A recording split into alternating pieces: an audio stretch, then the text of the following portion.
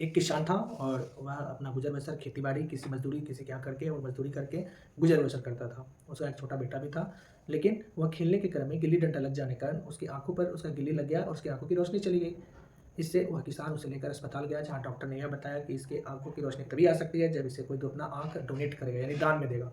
पिताजी बिना हिचक किए हुए अपना एक आँख बेटा को दान में दे दिया और खुद कान्हा बन गया और अपने पिता को बच्चे को अच्छा बनाया। बच्चा पढ़ने में तेज़ था, वह पढ़ते गया, लेकिन जैसे-जैसे वह बड़ा हुआ उसे अपने पिताजी से नफ़रत होते चला गया। उसकी कुरूपता को देखकर वह अपने पिता से नफ़रत करने लगा।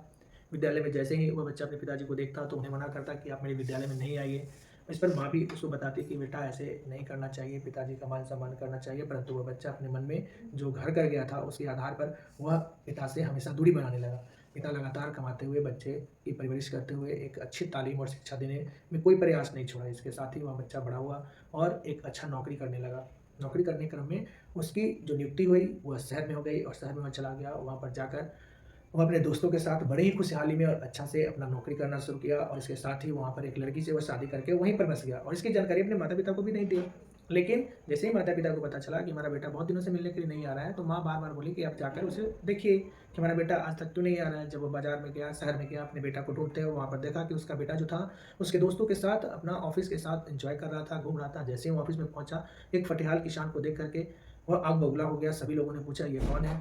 तो वह बोला कि यह मेरे गाँव का कोई नौकर है जो हमसे मिलने के लिए आया है और इस तरह से वह पिताजी के पास जाकर गुस्सा होकर बोला कि आप मेरे पास क्यों आए हैं? इस पर वह बहुत ही ज़्यादा गुस्साया और बोला कि यहाँ आने की ज़रूरत नहीं है और मुझे आपसे बात नहीं करना।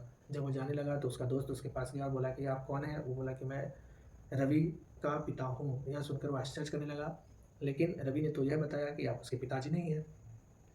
इस आधार पर वह चुपचाप बेचारा मायूस होकर जाने लगा। यह तिरस्कार भरा शब्द जैसे ही वह सुना, अपने गाँव गया, अपनी पत्नी से बोला कि मैं उसके पास नहीं जाऊँगा और बेचारा दिन-रात मेहनत करके अपने बच्चे की मेहनत में बनाने में वह लगा रहा। समय बीतता गया, उसकी शादी हो गई उसके पुत्र की और उसके साथ ही उसे एक बेटा भी हुआ और वह आँगन में खेल रहा था। यह बात जानकर जैसे उसे पता चला, उसकी माँ ने पुनः कहा कि आप जाइए और मेरे बेटे को बुलाकर लाइए और फिर हमसे मिलवाइए। इस बार फिर बेचारा रामू हिम्मत करके अपने बेटे के पास गया और जाकर के वह उस बच्चे के पास, अपने पोते के पास पहुँचा, देखकर बहुत खुश हुआ। लेकिन रामू इस बार भी उसे डाँट कर भगा दिया और बोला कि आप यहाँ पर मत आइए, आपको देखने से बच्चे को चिढ़ और गुस्सा आता है। बेचारा समय बीतते हुए अपने घर पहुँच गया और वह उदास रहने लगा। इस तरह से उसकी मृत्यु हो गई और माँ अकेले घर में रहने लगी। बेचारा फटेहाल ज़िंदगी में अपने बेटा के प्यार, स्नेह और बच्चे से मिलने की उम्मीद में वह चल बसा। उसका दोस्त जैसे ही इस बारे में अपने बच्चे के बारे में बताया, तो वो उसके पास गया, बोला कि तुम्हारे पिताजी यहाँ पर आए थे, तुमको ढूँढ रहे थे। वो बोला कि उसको अपनी गलती का एहसास हुआ, वो गाँव गया, गाँव जा कर के वह वहाँ पर अपनी माँ से मिला, बोला पिताजी कहाँ हैं? तो वह एक तस्वीर की तरफ संकेत करते हुए कहा, तुम्हारे पिताजी तो अब तस्वीर में हैं, वो अब नहीं रहे। इस पर रामू थोड़ा-सा मायूस होते हुए विदीर्ण हो गया, बोला कि मैं अपने जीवन में गलती किया, उनसे मिला नहीं।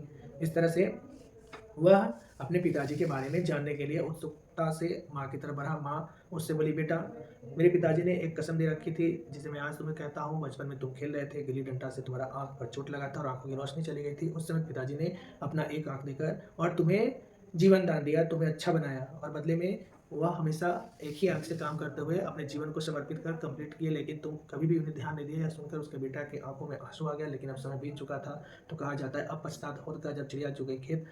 हमें भी अपने सभी समुदाय में, समूह में एक साथ रहना चाहिए, रिस्पेक्ट करनी चाहिए और इस कहानी से क्या शिक्षा मिलती है कि हमें समय